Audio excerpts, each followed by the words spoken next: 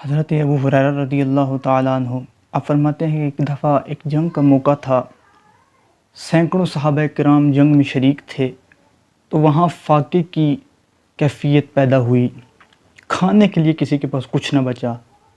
تو فرماتے ہیں کہ میرے پاس ایک ڈبہ تھا، ایک برتن تھا کہ جس کے اندر میں نے کچھ کھجوریں رکھی ہوئی تھی۔ کافی لوگ میرے پاس آتے اور آ کر کہتے، اے ابو ہریرہ بتا تو تیرے پاس کیا ہے، تو میں انہیں کچھ نہ دکھاتا۔ تو یہاں تک کہ آپ فرماتے ہیں کہ مجھے آقا علیہ الصلوۃ والسلام نے فرمایا کہ ابو ہریرہ تیرے پاس کیا ہے؟ تو عرض کی یا رسول اللہ میرے پاس یہ ڈبہ ہے، یہ برتن ہے، اس کے اندر کچھ کھجوریں ہیں۔ حضور نے فرمایا ادھر لا۔ حضرت ابو ہریرہ رضی اللہ تعالیٰ عنہ فرماتے ہیں کہ میں حضور کے پاس لایا تو حضور نے فرمایا اسے پلٹاؤ۔ میں نے پلٹایا تو فرماتے ہیں کہ میں نے ان کھجوروں کو گنا تو وہ 21 کھجوریں تھیں۔ تو ہمارے پاس لشکر جو تھا، سینکڑوں کی تعداد میں صحابہ کرام علیہم الرضوان جنگ میں شریک تھے۔ حضور علیہ الصلوۃ والسلام نے حضرت ابو ہریرہ فرماتے ہیں کہ مجھے فرمایا اے ابو ہریرہ جاؤ اور لشکر کو بلاؤ، آج ہم انہیں کھجوریں کھلاتے ہیں۔ حضرت ابو ہریرہ فرماتے ہیں کہ حضور نے اپنا دست مبارک اس برتن کے اوپر رکھا اور آ کر تمام کے تمام صحابہ 10 کر کے آئے اور آ کر کھجوریں کھا کر جاتے رہے، آتے رہے، کھاتے رہے اور جاتے رہے۔ حضرت ابو ہریرہ فرماتے ہیں کہ جو میرا ڈبہ تھا جس میں صرف 21 کھجوریں تھیں، میں بار بار دیکھتا پلٹ کر کہ کہیں ختم تو نہیں ہو گئی کھجوریں۔ آپ فرماتے ہیں کہ سارے لشکر نے پیٹ بھر کر کھجوریں کھائی، کوئی بھی بھوکا نہ رہا۔ تو میں نے جب پلٹ کر دیکھا تو حضور علیہ الصلوۃ والسلام نے جب اس فعل کو دیکھا تو حضور مسکرائے اور کہنے لگے اے ابو ہریرہ پریشان نہ ہو، بس تو نے اس ڈبے کو پلٹنا نہیں ہے، اس کو پلٹنا نہیں ہے، بس تو کھجوریں کھاتا جا۔ حضرت ابو ہریرہ رضی اللہ تعالیٰ عنہ فرماتے ہیں کہ آقا علیہ الصلوۃ والسلام کا ظاہری وصال ہوا، تب تک میں وہ کھجوریں نکالتا رہا اور کھاتا رہا، کھجوریں ختم نہ ہوئی۔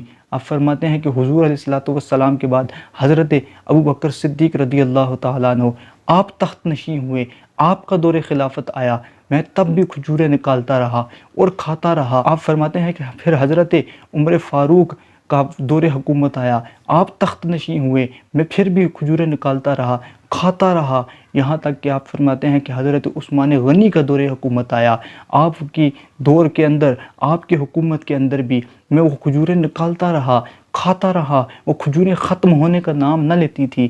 حضرت ابو ہریرہ رضی اللہ تعالیٰ عنہ فرماتے ہیں کہ جب حضرت عثمان غنی شہید ہوئے، آپ کو شہید کر دیا گیا، تو اس دن مدینہ المنورہ کے اندر عجیب کیفیت طاری تھی، عجیب غم کا سماں تھا۔ تو میرے گھر کے اندر چوری ہوئی کہ جس کے نتیجے میں وہ ڈبہ، وہ برتن جس کے اندر وہ کھجوریں موجود تھی، وہ بھی کسی چور نے چوری کر لیا، کہ جس کے بعد وہ کھجوریں ختم ہوئی۔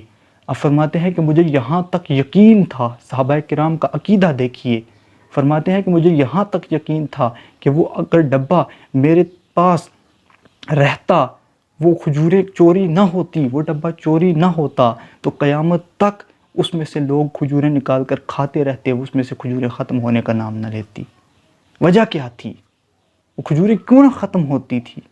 کیا اس کے نیچے کوئی باغ تھا، کوئی ڈیپو تھا جہاں سٹاک لگا ہوا تھا؟ نہیں میرے اسلامی بھائیوں، وہ حضور علیہ الصلوۃ والسلام کے دست مبارک کی برکت تھی، کہ جس دست مبارک کی برکت سے وہ کھجوریں ختم ہونے کا نام نہ لیتی تھی۔ یہ دست مبارک وہ دست مبارک ہے جس کے بارے میں اللہ جل جلالہ نے قرآن پاک میں ارشاد فرمایا کہ ید اللہ فوق ایدیہم، اس ہاتھ کو، اس دست مبارک کو رب نے اپنا ہاتھ قرار دیا۔